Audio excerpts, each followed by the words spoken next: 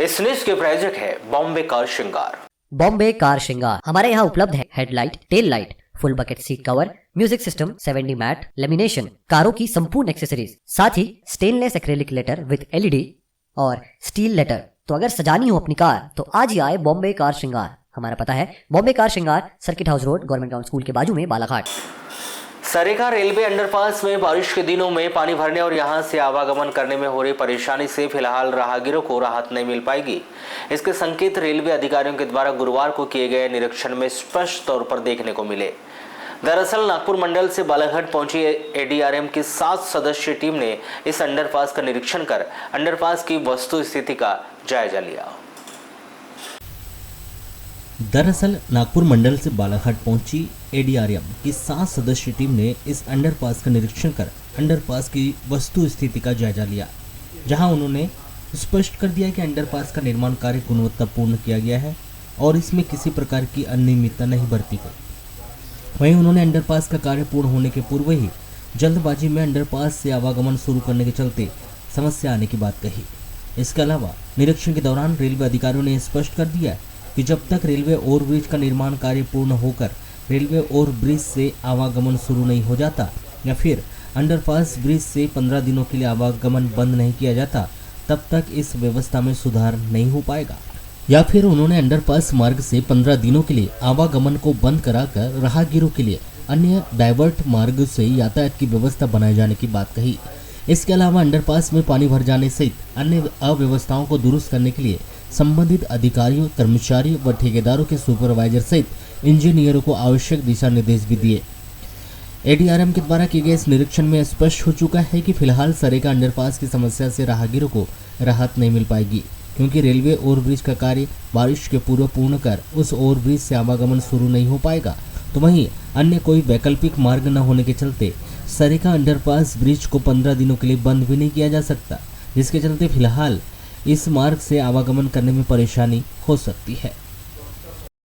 मैं अशोक सूर्यवंशी, CPM गति शक्ति नागपुर हूँ। मैंने सरेखा सर्वे का इंस्पेक्शन किया, पूरा पैदल चल करके देखा, ऊपर ट्रैक की तरफ देखा। 2-3 चीज़ें जो हम इमीडिएट करेंगे, जो यहाँ थोड़ा प्रॉब्लम हो रहा है, एक तो पानी थोड़ा रुक जा रहा है, जो ड्रेन ऊपर बनी है उसमें मिट्टी वगैरह गिर गए हैं, कुछ मिट्टी भी आ गई है बारिश से। उसको हम डेली क्लीनिंग का अरेंजमेंट करते हैं। अभी क्या होता है कि सप्ताह में 1 दिन क्लीन कर देता है तो वो अच्छे से फ्लो नहीं हो रहा है पानी, तो डेली क्लीन का अरेंजमेंट कर दिए हैं, तो रोज़ क्लीन करेगा। सेम चीज़ जो ये सबवे में कुछ जगह दोनों बॉक्स बीच में जॉइंट थे, उसमें से कुछ वाटर का सीपेज था, उसको भी हम ग्राउंड करके बंद कर रहे हैं। वो सीपेज 50% काम हो गया है, बंद हो गया है, थोड़ा से बचा है, वो 1-2 दिन में कंप्लीट कर लेंगे।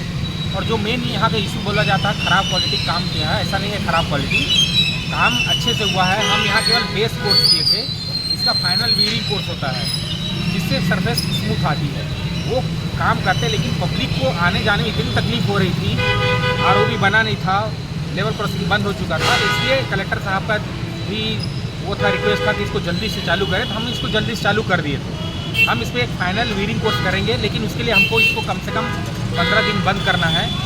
वो बंद करना है या तो ROB चालू होने के बाद हो सकता है या कहीं और डाइवर्ट हो। जो अभी लगता है ROB हमारा पोर्शन तो कंप्लीट हो गया है रेलवे का, स्टेट गवर्नमेंट का थोड़ा काम बचा है, अगर वो कंप्लीट कर ले तो ये जल्दी ROB कमीशन हो जाएगा, पब्लिक उधर चला जाएगा, 15 दिन में हम इसको कंप्लीट कर लेंगे, फिर कोई शिकायत नहीं रहेगी। और ये भी जो बचा है, जो आप बोल रहे हैं ना वीरिंग कोर्स, आप देखेंगे ROB जो स्टेट गवर्नमेंट बना रहा है तो भी वीरिंग कोर्स बचा है, इसीलिए वो चालू नहीं हुआ है, अदरवाइज वो चालू हो सकता है। वो भी तो देखें ना कितना मोटा कंक्रीट किया है, तो मोटा कंक्रीट बेस कंक्रीट होता है, उसके ऊपर एक फाइनल सरफेस देना पड़ता है, इसलिए लोगों को थोड़ा उबड़ खाबड़ लग रहा है। मैं पूरा पैदल चला हूँ, ऐसा उबड़ खाबड़ थोड़े बहुत है, माइनर है जो रहता है नॉर्मली, तो ऐसा कोई ख़राब क्वालिटी या ख़राब ऐसी कुछ नहीं है। और जो है उसको हम और ऐसे ही झेलना पड़ेगा लोगों को? नहीं, बिल्कुल नहीं झेलना पड़ेगा। 1-2 दिन बस, 1-2 दिन आपका पानी के लिए पूरा ऑटोमेटिक पंप लगा दिए हैं। मैं खुद देखा हूँ, पंप एक पर्टिकुलर लेवल पर जाता है पानी, उसके बाद ऑटोमेटिकली पंप चालू हो जाता है।